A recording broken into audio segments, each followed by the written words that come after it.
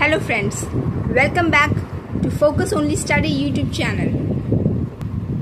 We were doing fast track revision course. Subject was geography. बहुत सारे topics हमने कर लिया है.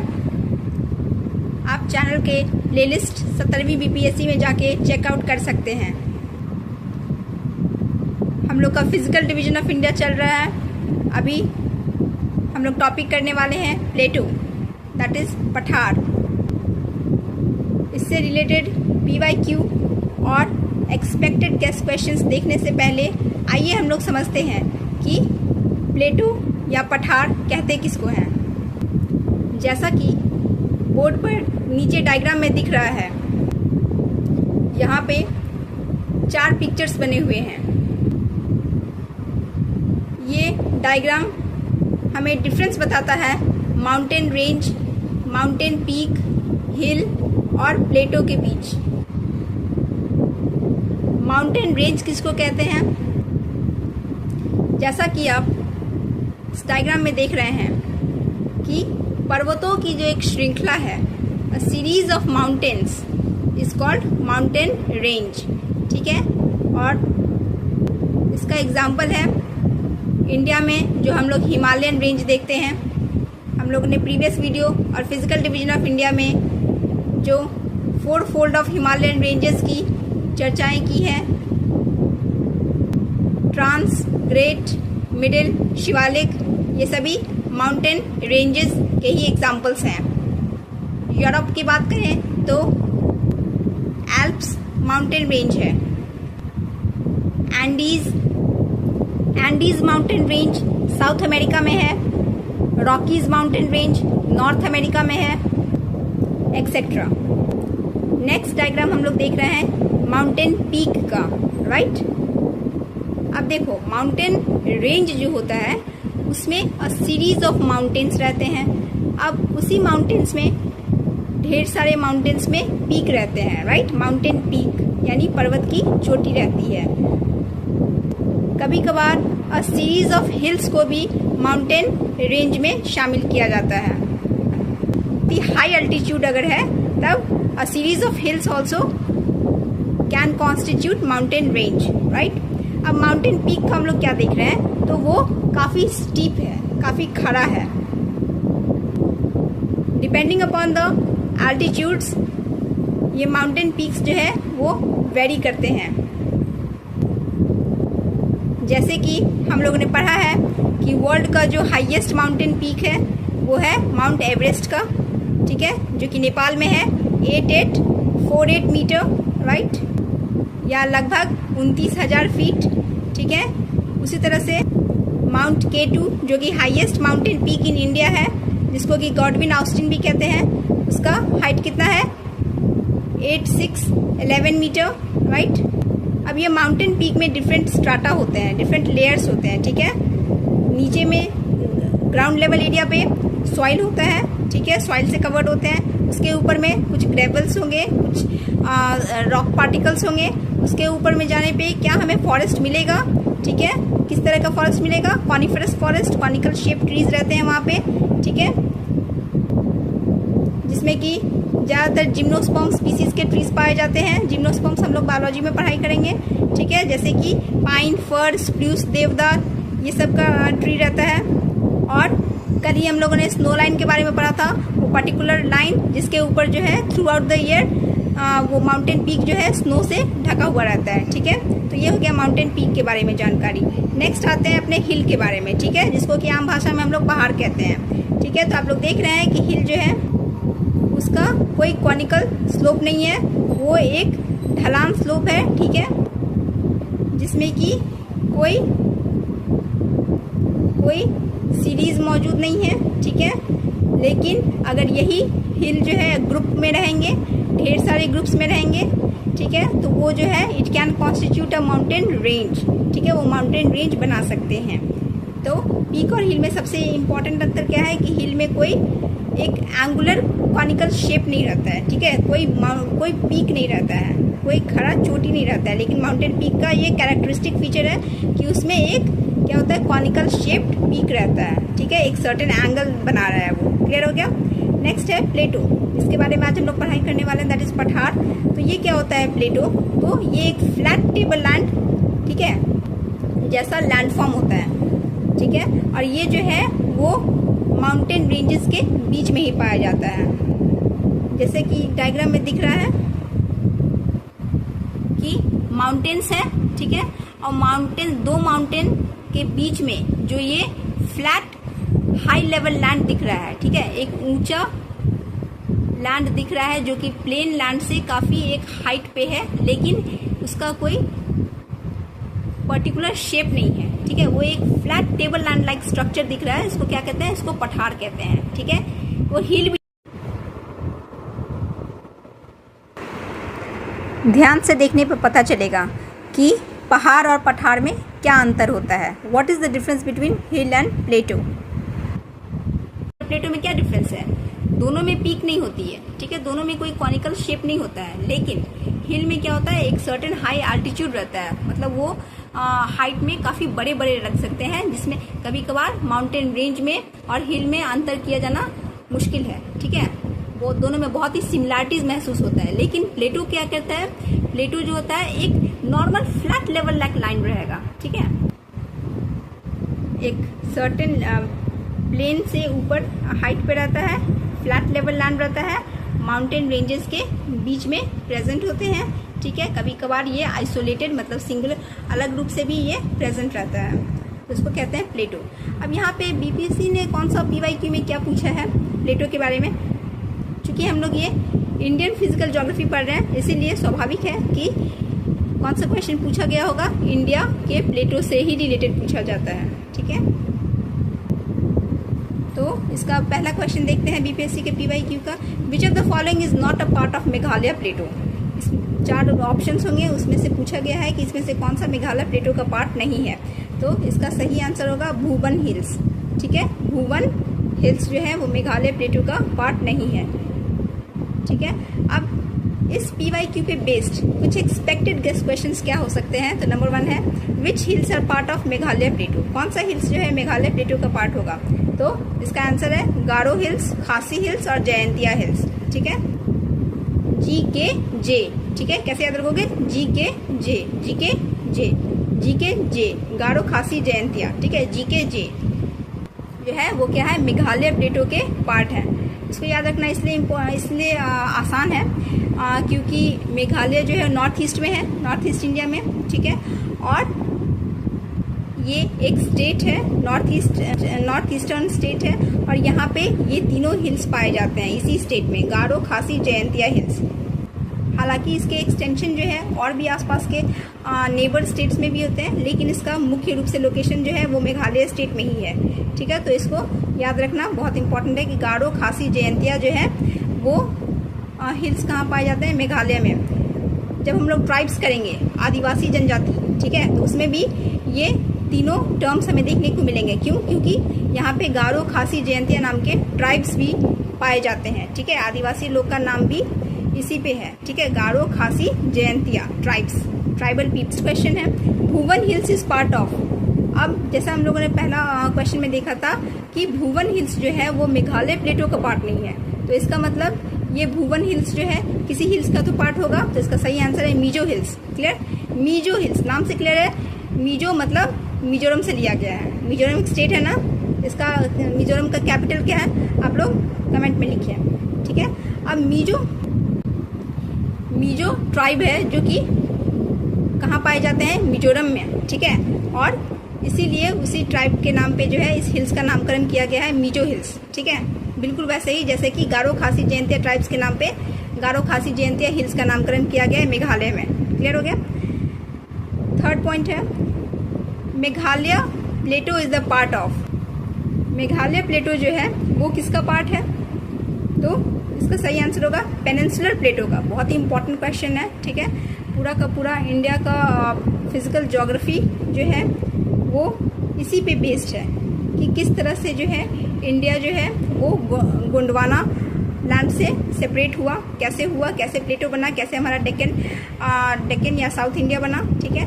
तो पेनिनसुलर प्लेटो उसी को कहते हैं जो कि हमारा साउथ इंडिया है, ठीक है। ठीक है। जो हमारा डेक्कन प्लेटो है ना, उसी को पेनिनसुलर प्लेटो भी कहते हैं, और उसी से टूटकर जो है हमारा मेघालयन का प्लेटो यानी मेघालय पठार बना है, ठीक है। नेक्स्ट क्वेश्चन है, by which gap Meghalaya plateau was separated from peninsular प्लेटो।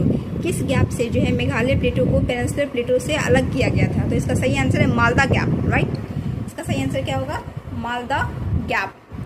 तो ये बेसिकली ड्यू टू फॉल्टिंग बना है, ठीक है। फॉल्टिंग एक प्रोसेस है जिससे कि माउंटेन्स या प्लेटोज या किस तरह से जो है अलग अलग तरह के लैंडफॉर्म्स का फॉर्मेशन होता है, ठीक है। तो यहाँ पे ये इम्पॉर्टेंट एक्सपेक्टेड क्वेश्चन है कि मालदा गैप जो है किस गैप को कहते हैं, जिससे कि मेघालय प्लेटो का पेनिनसुलर प्लेटो से सेपरेशन हुआ है, ठीक है, अलगाव हुआ है।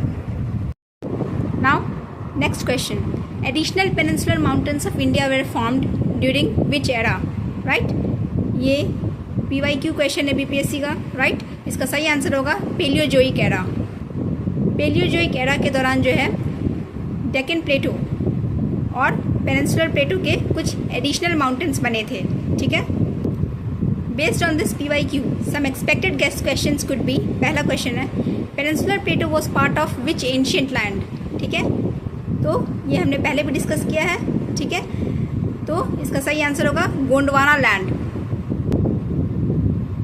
गोंडवाना लैंड से टूटकर जो है पेनिनसुलर प्लेटो का फॉर्मेशन हुआ है, और पेनिनसुलर प्लेटो से टूटकर मेघालय प्लेटो का फॉर्मेशन हुआ है। Next question, peninsular plateau was formed of which period rocks. Obviously है कि पेनिनसुलर प्लेटो गोंडवाना प्लेटो से टूटकर बना है, तो ये कुछ एंशिएंट रॉक से ही फॉर्म हुए होंगे, क्लियर। तो it consists of Archaean to Carboniferous complex rocks. Zoology में हम लोग पढ़ेंगे, ठीक है, आर्कियन पीरियड, कार्बोनिफेरस पीरियड, ये सब के बारे में। उसमें इवोल्यूशन चैप्टर में एपॉक, एरा, पीरियड, ठीक है, ये सब के बारे में हमें पढ़ना है। तो आर्कियन पीरियड जो है बहुत ही एंशिएंट पीरियड माना जाता है। कार्बोनिफेरस पीरियड भी काफ़ी एंशिएंट पीरियड माना जाता है, जिसके दौरान डायनासोर्स थ्राइव करते थे, क्लियर। नेक्स्ट क्वेश्चंस, छोटा नागपुर प्लेटो इज अ, ये भी एक BPSC का PYQ क्वेश्चन है और बहुत ही इम्पोर्टेंट क्वेश्चन है। क्यों? क्योंकि इसके कॉन्सेप्ट को जाने बिना इसके सही ऑप्शन को टिक लगाना बहुत मुश्किल है। हाँ, अगर आप रट लीजिए बिना कॉन्सेप्ट का तो वो अलग बात है, ठीक है, लेकिन हमें कॉन्सेप्ट जानना चाहिए, क्योंकि इसके अराउंड अगर फ्यूचर में कोई और क्वेश्चंस पूछा जाए तो हम उसे बना सकें, सॉल्व कर सकें। तो इसका सही आंसर है फ्रंट स्लोपिंग। और ये फ्रंट स्लोपिंग क्या है और छोटा नागपुर प्लेटो के बारे में कुछ और कॉन्सेप्ट्स जो कि उसके जियोलॉजिकल फॉर्मेशन से जुड़े हुए हैं, ठीक है, वो हम आगे क्वेश्चंस के थ्रू देखेंगे, ठीक है।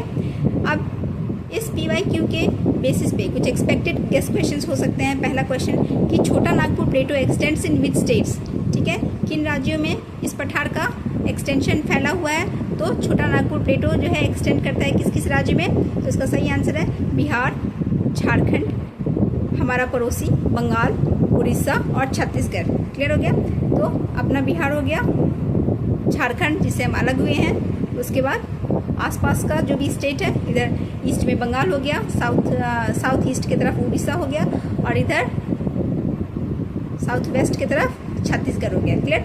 नेक्स्ट क्वेश्चन है एरिया ऑफ छोटा नागपुर प्लेटो। छोटा नागपुर प्लेटो का क्या एरिया है, ठीक है, इसका क्षेत्र पूछ सकता है अप्रॉक्स, ठीक है। तो ये कितना है 87,239 square kilometre, 87,239 square kilometre. Clear.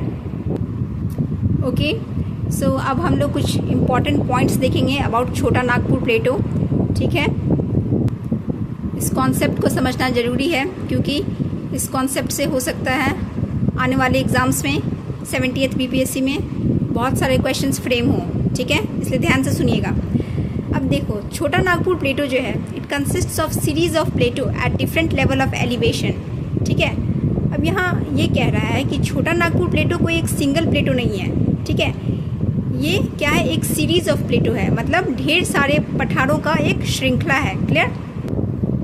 अब छोटा नागपुर प्लेटो को बेसिकली 3 तरह के एलिवेशन में कैटेगराइज किया गया है ब्रॉडली, ठीक है।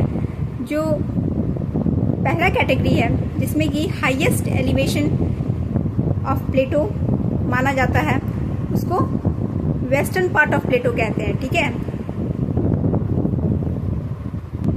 अब जो वेस्टर्न पार्ट ऑफ प्लेटो है, ठीक है, वहाँ पे इन पठारों को लोकल लैंग्वेज में पैट्स कहा जाता है, PATS, ठीक है, पैट्स कहा जाता है। और यहाँ पे प्लेटोज़ का जो हाईएस्ट हाइट है वो 1100 मीटर देखा गया है, ठीक है। दूसरा कैटेगरी में छोटा नागपुर प्लेटो में ओल्ड रांची और हजारीबाग डिस्ट्रिक्ट वाला पोर्शन आता है और कुछ पलामू के पोर्शंस भी आते हैं।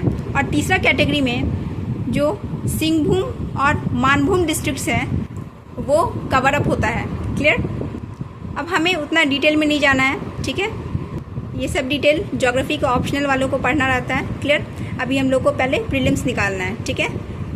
तो उसके लिए अभी जो PYQ पूछा है, ठीक है, छोटा नागपुर से रिलेटेड, उसी पे बेस्ड हम लोग जो है क्वेश्चंस और कॉन्सेप्ट्स पढ़ेंगे, ठीक है। तो देखो यहाँ पे क्या कह रहा है, जैसा कि बोर्ड पे आप लोग देख रहे हैं, ये डायग्राम है दिया हुआ, उसी से रिलेटेड यहाँ पे कॉन्सेप्ट्स एक्सप्लेन किया हुआ है, ठीक है। On central western portion patland whose height is 1100 metre is found. Chota Nagpur प्लेटो के पश्चिमी भाग में, ठीक है, केंद्रीय पश्चिमी भाग में, सेंट्रल वेस्टर्न पोर्शन में पैटलैंड फाउंड होता है, ठीक है। पैटलैंड क्या है? मैंने कहा ना कि पैटलैंड जो है वो एक तरह का प्लेटो ही है, एक तरह का पठार है, लेकिन छोटा नागपुर के वेस्टर्न पोर्शन में इसे लोकल लैंग्वेज में पैट्स कहा जाता है, इसीलिए इसको पैटलैंड कहा जाता है। अब इस तरह के प्लेटो के कुछ कैरेक्टरिस्टिक फीचर्स होते हैं जो कि इसको नॉर्मल प्लेटो से अलग और डिस्टिंक्ट बनाता है, ठीक है।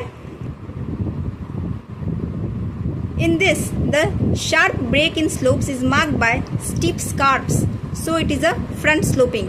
याद है कुछ देर पहले जो हमने क्वेश्चन किया था PYQ का, उसमें BPSC ने क्या पूछा था कि छोटा नागपुर प्लेटो किस तरह का स्लोपिंग रखता है, तो फ्रंट स्लोपिंग रखता है।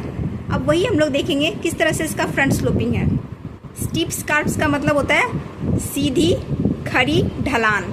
क्लियर? देखो बोर्ड पे जो एक्सप्लेनेशन दिया हुआ है और इस डायग्राम को ध्यान से देखो। A patland plateau is formed when an elevated area is surrounded by deep wide trenches on all sides. It has steep slope sides and flat top.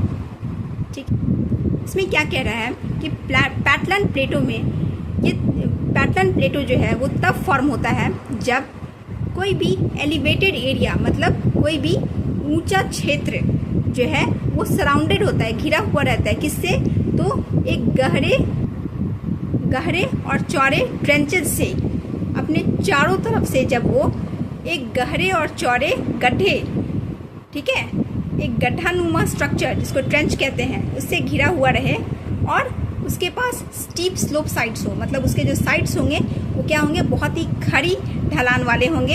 और टॉप कैसे होंगे? फ्लैट होंगे, फ्लैट टॉप, मतलब काफ़ी समतल उसका शिखर होगा। ठीक है, कॉनिकल शिखर नहीं होगा बल्कि बहुत ही फ्लैट टॉप होगा।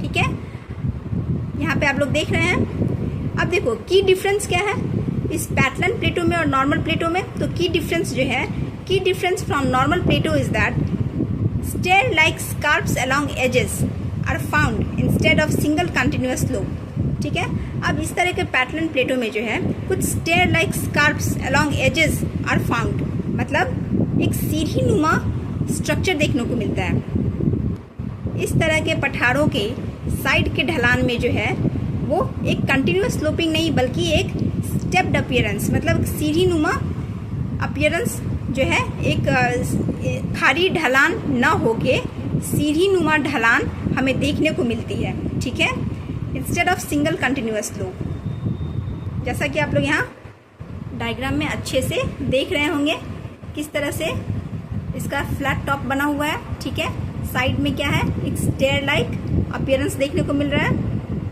क्लियर? और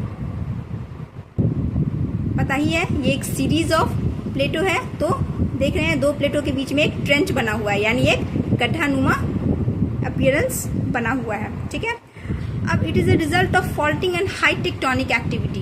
अब इस तरह का प्लेटो जो है वो सब जगह नहीं बनता है, ये उस क्षेत्र में बनता है जिस क्षेत्र में क्या होता है, बहुत ज़्यादा इरोजन और फॉल्टिंग हुआ रहता है और वहाँ का टेक्टोनिक एक्टिविटी बहुत ज़्यादा हाई रहता है। जब हम लोग इंडिया का फॉर्मेशन पढ़ेंगे, टेक्टोनिक प्लेट्स के बारे में पढ़ेंगे, किस तरह से गोंडवाना लैंड से जो है हम लोग का जो डेक्कन प्लेटो टूटा है और किस तरह से डेक्कन प्लेटो से जो है वो छोटा नागपुर प्लेटो बना है, उसमें इसका डिटेल पढ़ेंगे। तब आपको समझ में आ जाएगा कि फॉल्टिंग क्या होता है, टेक्टोनिक एक्टिविटी से किस तरह से छोटा नागपुर प्लेटो बना है। क्लियर। और चूंकि ये जो है वो डेक्कन और पेनिनसुलर प्लेटो का ही पार्ट है, इसीलिए इसमें जो है क्या होता है, डेक्कन बेसाल्टिक लावा का अबंडेंस पाया जाता है। छोटा नागपुर प्लेटो जो है वो उसको पता होगा आपको, उसको रूहर रीजन ऑफ इंडिया भी कहा जाता है। क्यों? क्योंकि ये बहुत ही अबंडेंट रीजन माना जाता है इन टर्म्स ऑफ मिनरल। ठीक है, यहाँ पे बहुत ज़्यादा मिनरल्स पाए जाते हैं। क्यों? क्योंकि it consist of Deccan basaltic lava, ये एक लावा वाला क्षेत्र है और बहुत ही मिनरल रिच रीजन माना जाता है। ठीक है, तो that's all in this video. I hope आप सभी को एक कॉन्सेप्ट समझ में आया होगा। ठीक है, अगर समझ में आया होगा तो प्लीज़ लाइक, सब्सक्राइब और शेयर ज़रूर करें। ठीक है, हमें इनकरेजमेंट मिलता है। Thank you so much and keep studying with focus.